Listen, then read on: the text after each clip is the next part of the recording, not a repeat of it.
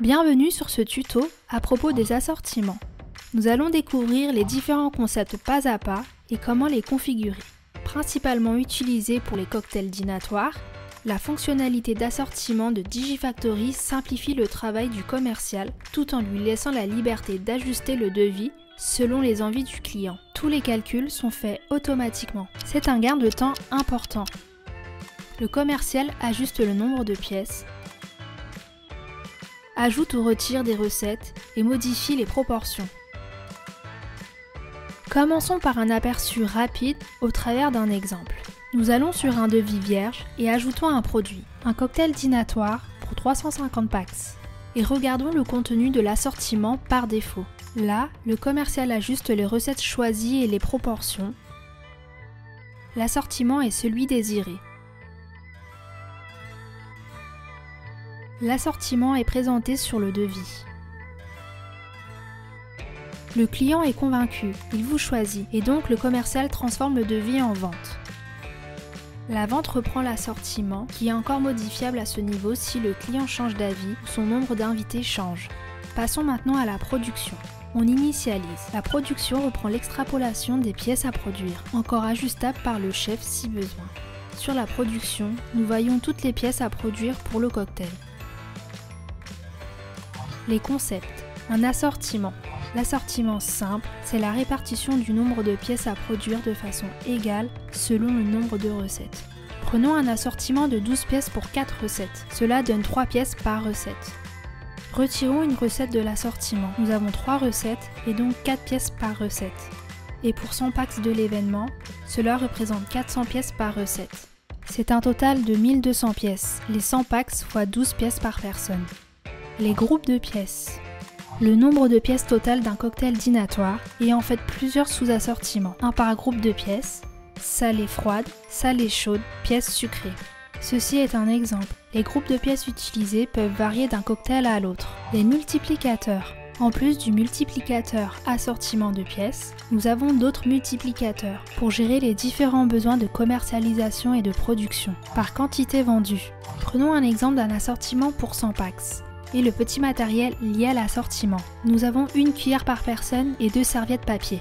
Et donc, indépendamment des choix de pièces, cela donne pour les 100 packs, 100 cuillères et 200 serviettes. Par aucun. C'est un cas un peu particulier où le commercial ajuste d'après son expérience une quantité d'un produit qui n'est pas vraiment multipliée. Par exemple, le pain qui accompagne le cocktail. Le commercial au jugé fixe le nombre de gros pains par rapport au nombre de packs et aux recettes choisies par le client. L'équivalence de pièces. Un autre cas classique des assortiments de pièces, c'est que certaines pièces sont plus volumineuses ou coûteuses que les autres. Par exemple, une bouchée versus un plat chaud. Le plat est équivalent à 5 bouchées. Colisage. Pour connaître les quantités à produire et réaliser la bonne répartition de pièces, le colisage du produit est très important. Il peut soit représenter le nombre par colis, soit la quantité indivisible de production. Par exemple, un plat a généralement un colisage de 1 et des bouteilles de vin ont un colisage de 6. Des pièces sucrées de millefeuille sont produites sous forme de grands pavés, puis découpées 10 par 10, donc colisage de 100 pièces. Les usages. La fonctionnalité d'assortiment est principalement utilisée pour les cocktails, les buffets ou les forfaits de boissons. D'autres usages peuvent être imaginés. Les cocktails dînatoires, comme pris pour exemple jusqu'ici, sont parfaitement adaptés, avec des groupes de pièces assorties, des consommables par packs et quelques ressources. Les buffets sont similaires, avec différentes parties au buffet et avec une bonne utilisation des équivalents pièces. Le forfait de boissons soft ou bien celui d'alcool est un autre usage classique des assortiments. Préparer un assortiment. Avant toute chose, c'est le produit vendu au client. Cela fait partie de votre offre commerciale, tout en étant l'outil pour faciliter sa production. L'assortiment est un forfait en termes comptables, il a un seul taux de TVA. Un assortiment de 10 pièces à 10% peut avoir quelques consommables à 20% et être vendu en forfait à 10%. Évitez toutefois d'inclure de l'alcool dans un forfait à 10%. Dans tous les cas, demandez conseil à votre expert comptable ou fiscaliste. Nous vous conseillons de faire plusieurs produits assortiments pour constituer votre offre commerciale. Vous pouvez également avoir plusieurs assortiments pour la même offre commerciale, mais avec des valeurs par défaut préconfigurées. Par exemple, une version plus végétarienne et une version plus carnée. Cela peut également se faire à l'aide de trames de devis. Les pièces. Voyons comment configurer un assortiment de pièces classiques via l'onglet Production. Ajoutez d'un coup une liste de pièces froides,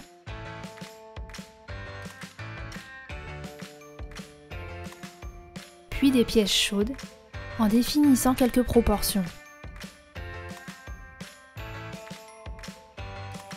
Et pour finir cet exemple, quelques pièces sucrées.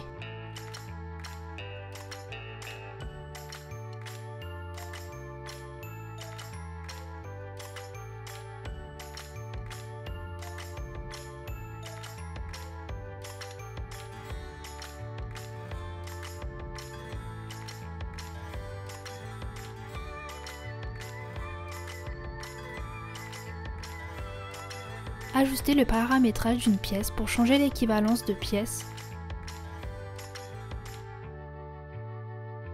ou bien mettre la quantité à 0 pour des recettes disponibles mais pas choisies par défaut. Ajoutez également des consommables qui sont en multiplicateur quantité. Et pour finir, quelques ressources à réserver comme des plateaux de service pour les pièces.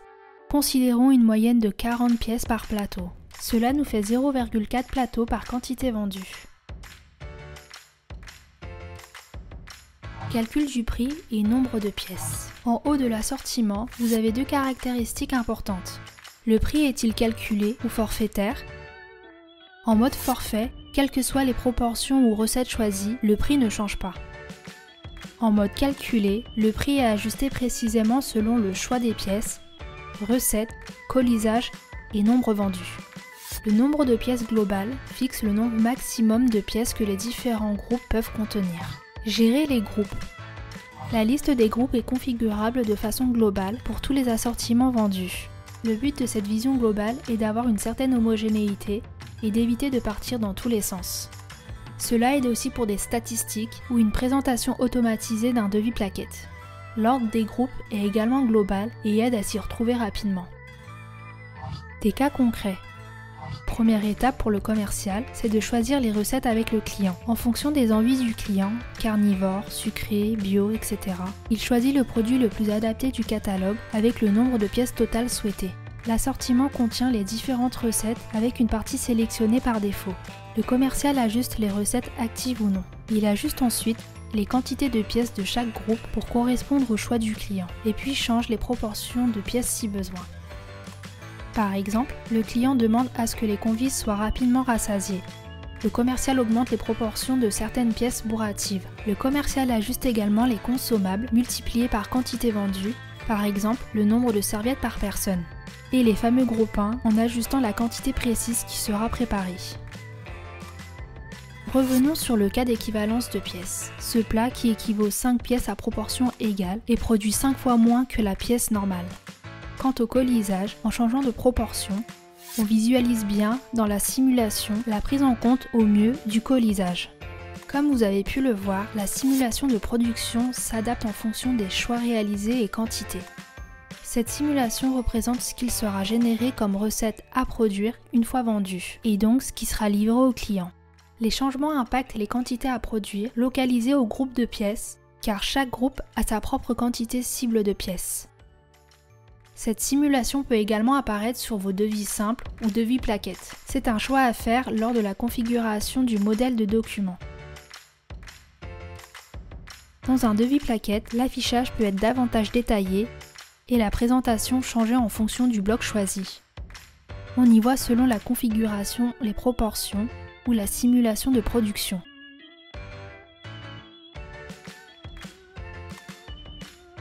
De même, après avoir transformé le devis en vente, nous retrouvons notre assortiment dans le panier de la vente. Et une fois la production initialisée, nous retrouvons les valeurs vues dans la simulation. Les différentes pièces à produire sont bien détaillées ici.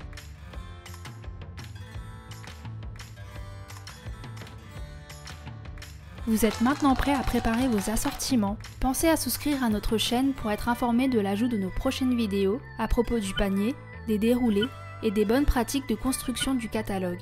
À très bientôt pour une nouvelle vidéo.